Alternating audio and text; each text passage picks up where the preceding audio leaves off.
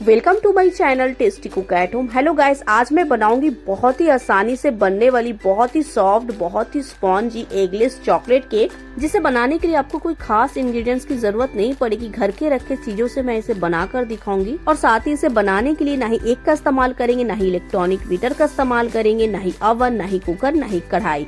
Normal सा pan में बनाकर दिखाऊंगी। तो चलिए इस एगलेस चॉकलेट केक को बनाना स्टार्ट करते हैं। तो चलिए अब इस एगलेस केक को बनाना स्टार्ट करते हैं, जिसके लिए आपको लेनी है एक बड़ा बोल। तो अब इस बोल में मैं सबसे पहले डालूंगी 1 कप फुल फैट मिल्क। मैंने यहाँ पे रूम टेम्परेचर की मिल्क का इस्तेमाल की है। आप यहाँ पे दूध लेते वक्त ना ही ठंडा दूध का इस्तेमाल करें और ना ही गर्म दूध का इस्तेमाल करें। रूम टेम्परेचर की आपको यहाँ पे दूध का इस्तेमाल करनी है। अब मैं इसमें डालूंगी हाफ कप भरकर पाउडर शुगर। आप देख लो मैंने यहाँ पे हाफ कप भरकर शुगर ली है। मैंने यहाँ पे पाउडर शुगर का इस्तेमाल किया। आप इसकी जगह आइसिंग शुगर का भी इस्तेमाल कर सकते हो। अब आपको क्या करनी है, इन दोनों चीजों को कम से कम 20 से 30 सेकेंड तक फेंटनी है। तो देखिए मैंने इसे लगभग 30 सेकेंड तक फेंटी है। इसमें झाग बनने लगा है। अब मैं इसमें ड्राई इंग्रेडिएंट डालूंगी। पहले आपको एक छन्नी ले लेनी है। तो सबसे पहले मैं इस छन्नी में डालूंगी 1 1/4 कप इतना मैदा। ये 1 कप और ये 1/4 कप। अब आपको चॉकलेट केक को अच्छा बनाने के लिए दो चीजें तो चाहिए, एक कॉर्नफ्लावर और दूसरा नमक। तो ये 1/4 कप इसमें जाएगी कॉर्नफ्लावर और इसमें जाएगी 1/4 कप इतना कोको पाउडर। आप यहाँ पे कोको पाउडर लेते वक्त अच्छे ब्रांड का कोको पाउडर का इस्तेमाल करें, नहीं तो फिर अगर आप लोकल ब्रांड का कोको पाउडर का इस्तेमाल करोगे ना, केक आपका बनने के बाद कच लगेगी। और साथ ही मैं इसमें डालूंगी 1/3 कप इतना मिल्क पाउडर। मिल्क पाउडर मैंने यहाँ पे नेस्ले का इस्तेमाल किया। मिल्क पाउडर से बहुत ही अच्छा केक में टेस्ट आता है। और मैं इसमें डालूंगी 1 टीस्पून इतना बेकिंग पाउडर। जो लाल वाला डब्बा आता है ना केक फुलाने के लिए, आपने देखा होगा, वही वाला बेकिंग पाउडर का मैंने यहाँ पे इस्तेमाल की है। 1 टीस्पून इतना मैं इसमें बेकिंग पाउडर डालूंगी और इसमें जाएगी हाफ टीस्पून इतना बेकिंग सोडा। यानी कि 1 टीस्पून मैंने डाली है बेकिंग पाउडर, उसकी हाफ जाएगी बेकिंग सोडा, जिसे हम लोग मीठा सोडा भी बोलते हैं। वही सोडा का मैंने यहाँ पे इस्तेमाल की है। और इसमें जाएगी 1/8 टीस्पून इतना, यानी कि 2 पिंच नमक। तो अब आपको इसे अच्छे से छान लेनी है। इसे छानना कंपलसरी है आपको। तो कंपलसरी आपको इसे छानना ही है। छानने से एरिएशन बनता है, इससे आपका केक लाइट बनता है। अगर आप नहीं छानोगे तो डेंस बनेगा। तो सारे ड्राई इंग्रेडिएंट को अच्छे से छान लेने के बाद आपको पहले इसे स्पैचुला से मिक्स करनी है। तो स्टार्टिंग में आपको पहले स्पैचुला से इसे मिक्स करनी है, फिर आपको विक्सर से इसे मिक्स करनी है। हल्के हाथों से आपको इसे मिक्स करनी है। तो लगभग 1 मिनट तक मैं इसे मिक्स करूंगी अच्छे से। तो लगभग 1 से 1.5 मिनट तक मैंने इसे मिक्स किया। आप देख सकते हो इसकी टेक्सचर।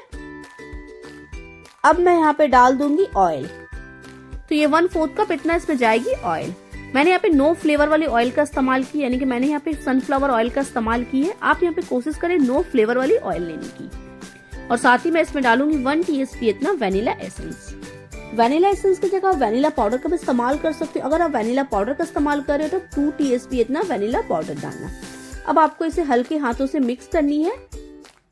अक्सर चॉकलेट केक बनाते वक्त आप लोगों से बहुत सारी गलतियां होती है। क्या क्या गलतियां होती है जिसकी वजह से आपका केक नहीं फूल पाता है, या फिर फूलता तो है, फूलने के बाद बैठ जाता है, या फिर सॉफ्ट नहीं होती है, मार्केट जैसा परफेक्ट जाली नहीं आती है इसमें, तो क्यों नहीं बन पाता है मार्केट जैसा। पहला गलती, आप लोग कोको पाउडर लेते वक्त अच्छे ब्रांड का कोको पाउडर ले। दूसरा, आप लोग केक में बहुत ज्यादा दूध या पानी का इस्तेमाल ना करें। जितना क्वांटिटी मैंने बताई है उतना ही इस्तेमाल करें। और तीसरा जो गलती, आप लोग इसे बहुत ज्यादा फेंट देते हो। इसकी वजह से आपका केक फूलता तो है पर बैठ जाता है। और चौथा जो गलती आप लोग करते हैं, बेकिंग पाउडर बेकिंग सोडा बहुत ज्यादा डाल देते हैं। इसकी वजह से आपका केक सही से नहीं फूल पाता है। और पांचवा जो गलती है वो है बेक करते वक्त, जो काफी सारे लोग करते हैं, वो मैं आपको बेक करते वक्त बताऊंगी। तो देखिए इस तरह की आपको रिबन टेक्सचर की बैटर तैयार कर लेनी है। तो केक के लिए हमारा बैटर तैयार हो गई है। मैं इस केक को बनाऊंगी। देखिए इस तरह की मैंने पैन ले ली है। आप चाहे तो पैन की जगह अगर आपके पास केक मोल्ड है तो आप उसमें भी इजीली बेक कर सकते हो। मैं इसमें बनाकर इसलिए दिखा रही हूँ कि जिनके पास मोल्ड नहीं है वो कैसे केक बेक करेंगे। देखिए इस तरह की मैंने नॉन स्टिक की पैन ली है।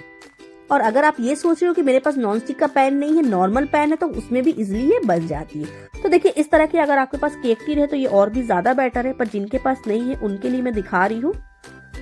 तो पहले तो आपको इस पैन को ऑयल या फिर बटर से अच्छे से ग्रीस कर लेनी है। अच्छे से ग्रीस कर लेने के बाद अब मैं इसके ऊपर थोड़ा मैदा डस्ट कर लूंगी। ये मैं उनके लिए दिखा रही हूँ जिनके यहाँ नॉन स्टिक का पैन नहीं है। अच्छे से आपको पूरे और मैदा अच्छे से लगा देनी है इस तरह से, और फिर जो एक्स्ट्रा मैदा होगी ना आपको इसके अंदर से निकाल लेनी है। तो ये हमारा ग्रीस की हुई पैन तैयार है।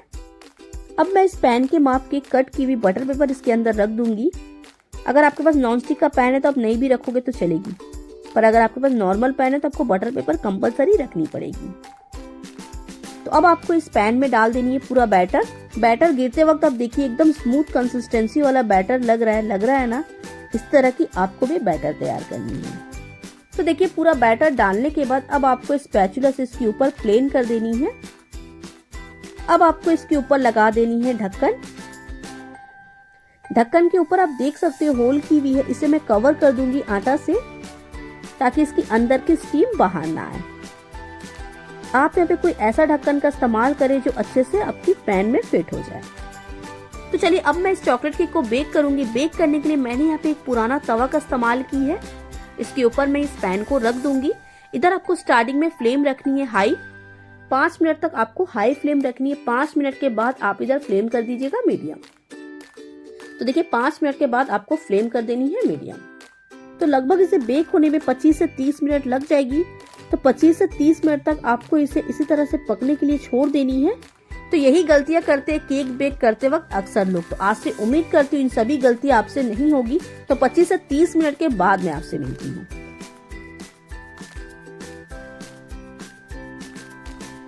तो चलिए केक को बेक होते हुए 30 मिनट्स हो गई है। अब मैं इसके ऊपर की ढक्कन हटाकर आपको दिखाती हूँ। अब आप इसे टेस्ट करने के लिए लीजिए एक नाइफ या फिर टूथपिक। तो मैं टूथपिक ले रही हूँ। टूथपिक को आपको इसके अंदर डालकर देखनी है। तो ये देखिए हमारा टूथपिक एकदम क्लीन आई है। इसका मतलब यही है कि केक हमारा परफेक्ट बेक हो गया है। तो अब मैं इधर फ्लेम ऑफ करके इसे नीचे उतार लेती हूँ। नीचे उतारकर मैं इसे कुछ देर के लिए ठंडा होने के लिए छोड़ देती हूँ। जब ये ठंडा हो जाएगा फिर मैं इसे डीमोल्ड कर आपको दिखाऊंगी। तो चलिए केक हमारा ठंडा हो गया। अब मैं आपको इसे डीमोल्ड करके दिखाती हूँ। देखना आप बहुत ही आसानी से डीमोल्ड हो जाएगी। आपको क्या करनी है, इसे इस तरह से हाथ में रखकर पलट देनी है। तो ये देखिए है ना, बहुत ही आसानी से डीमोल्ड करना। अब आपको क्या करनी है, इसकी ऊपर की बटर पेपर निकाल देनी है। ये देखिए देखने से ही लग रहा है ना एकदम जालीदार बना है। अब मैं आपको इसे कट करके इसकी अंदर की टेक्सचर दिखाती हूँ। तो ये देखिए आप इसकी जाली देखिए। मैं इसी तरह से एक और पीस आपको कट करके दिखा देती हूँ। तो ये देखिए, देख रहे हो आप इसकी जाली, बहुत ही सॉफ्ट और मॉइस्ट बनी है गाइस। यकीन हो रहा है कि मैंने इसे एगलेस बनाई है। अब आप इसके ऊपर जैसा मन चाहे आइसिंग कर सकते हो, या फिर आप इसे ऐसे भी चाय के साथ एंजॉय कर सकते हो। तो कैसी लगी मेरी इस एगलेस चॉकलेट केक की रेसिपी मुझे कमेंट बॉक्स में जरूर बताइएगा। वीडियो पसंद आती है तो लाइक शेयर सब्सक्राइब कीजिएगा। फिर मिलते हैं एक और नई रेसिपी के साथ। तब तक के लिए टेक केयर।